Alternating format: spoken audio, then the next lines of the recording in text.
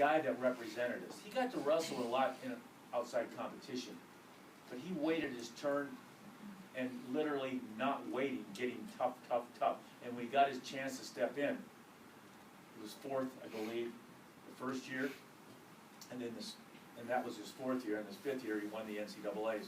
And it came right down to an unbelievable technical skill to win on a head to outside shot, cut the corner, cut off at the knee, switch off at the knee, took him down. It was beautiful. And he won in the last 20, 30 seconds. It was pretty amazing. But he put his time in. And you know what's funny? We're a medical school there as well. And he kept complaining about his elbow, and you know how we are as coaches sometimes. And he'd go get it looked at, and they would just kind of say, ah, it's nothing. But he kept complaining. So finally we realized that we better take a little closer look. And you know what? He might have been in the lineup the year before, but he had a lot of issues with his elbow that we weren't actually reacting to. And it wasn't just the wrestling, it was the medical department.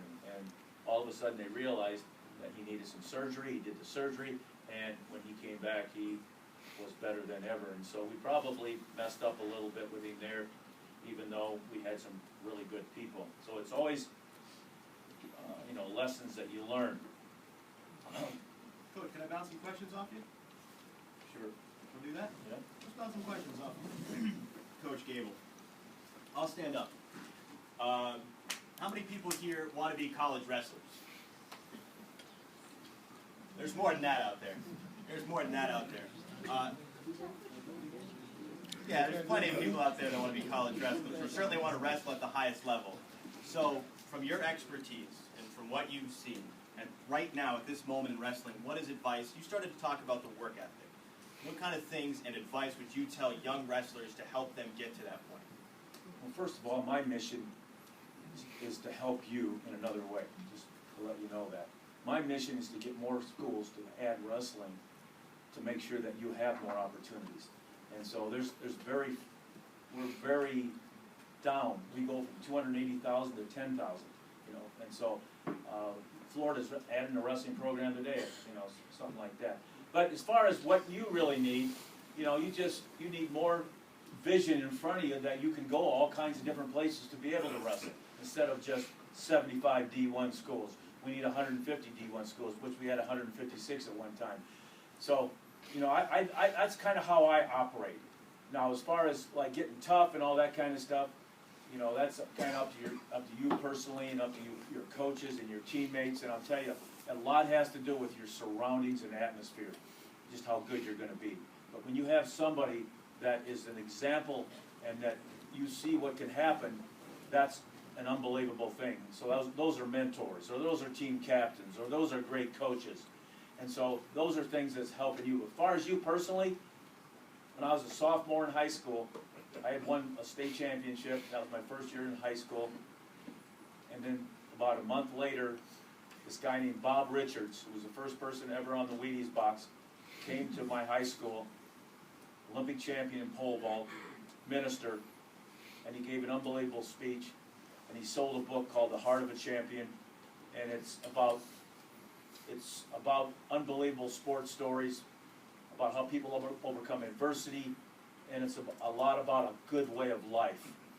And when I read that, you know, it was like, wow, that helped motivate me. I was pretty lucky compared to the next, because most people actually don't have that opportunity to be driven every day by good coaches and good parents and other situations.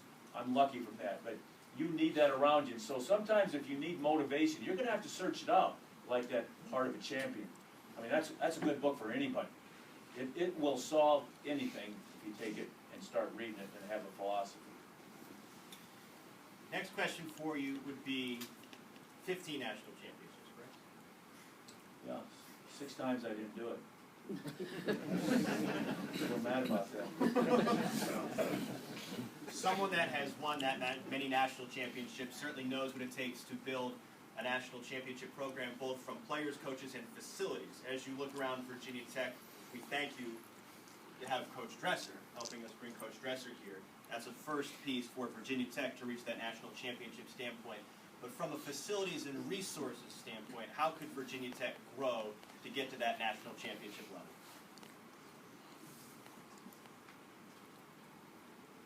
Again, I got a funny answer. Go for it.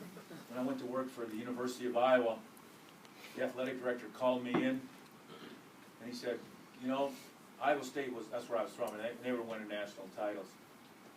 Iowa was not winning national titles, and they had won, I don't think they had won any, in any sport. But he looks at me and he says, you know what? You start doing something that's pretty effective. You start doing something that's good for this wrestling. He says, and when you do that, after the season, come see me. When it's good. If you're not doing something good, don't come see me. Little did he know that I could go for 25 years in a row, because we won 25 straight Big Ten titles. I was an assistant and administrator a couple of years.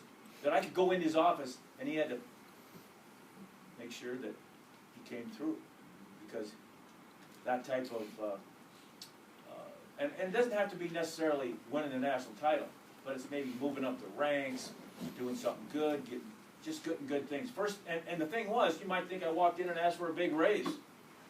I think I went to work as the head coach in 1977. We'd already won 2 national titles and being an assistant. 1984 was the first time I got anything more than a normal raise. 1984, and we had won the championships from 78, 79, 80, 81, 82, 83, 84.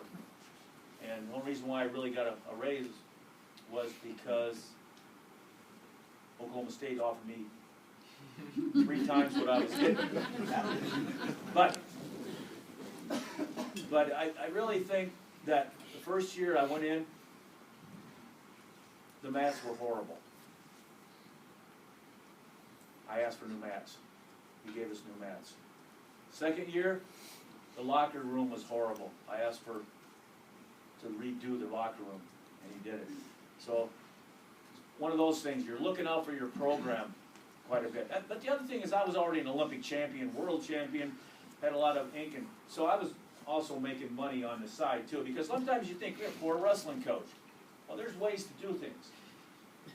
You know, and to be successful and reach out, whether, you know, you affect the masses, and that's really critical. So, for me, I've been working for the ASICs since 1978. ASICs. And they pay me. And they still pay me. And every once in a while you get lucky.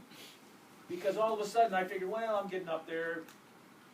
Maybe they don't need me as much. Then all of a sudden they get a new CEO of ASICS America 3 years ago. Right before they signed a new contract for 4 years. And it was from 30 miles from my home. I said, wow, this is way out in California. So every once in a while you get a little lucky too, besides being pretty good. And appreciate that. A couple of names that wrestling fans in here probably know. Royce Alger, Randy Lewis. When you were coaching those guys, how did you treat them? Did you treat them any differently than the rest of your team? Well, you're talking about 2 of the craziest guys I've ever known in my life. But you know what? They're categorized. Randy Lewis is the most exciting wrestler I've ever coached. Royce Alger is the toughest wrestler I've ever coached. You know, that's just my opinion. And again, you measure them by what they're doing. Still working on them a little bit, guys. Sometimes you gotta, you know, and actually Royce is has had a pretty big influence on us getting back in the Olympic Games, because he's the kind of guy that can go out and he knows where to go. He brought to me 5 billionaires, to be honest with you. 5 billionaires, that guy. And so I'm good friends with him now. And, you know, so, you know, and the thing is, we're helping them too. 4 of them are really good. The other one is a little, he needed some help, and we're helping him as well. So, Randy Lewis, he's on my cell phone right now. Royce Alger's on my cell phone right now. A guy named Keith Morlam's on my cell phone right now, calling me. I just feel it. There's a guy named Yagler's on my cell phone right now. You just don't stop communicating with these guys. You got to help them their entire life if they need something, or just they can help you as well. And I don't even know what the question was, but Did you treat them differently from the rest of your group? I treated people a little bit differently. But you know what it became? Why? Let me tell you why. Because the team felt the same way. When you really develop a team, they want the team to do best. So, I hate to tell you this, because this is going to probably not work too good for most places.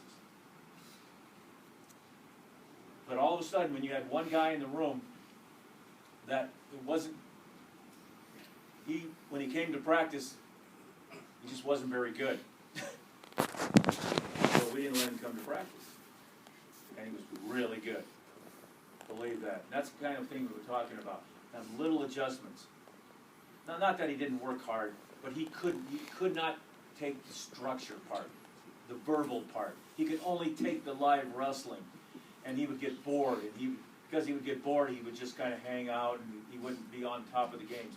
But the team would say, hey, let's keep him out of practice. Not me. The team would say that, because you get them on board as well. And that's real crucial for development.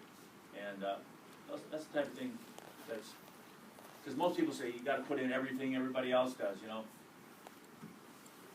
Yeah, okay. But if the team says this guy shouldn't, and he's proven it, I'll go for it. Coach, I'm out of questions. Thank you very much, Coach Dan Gable.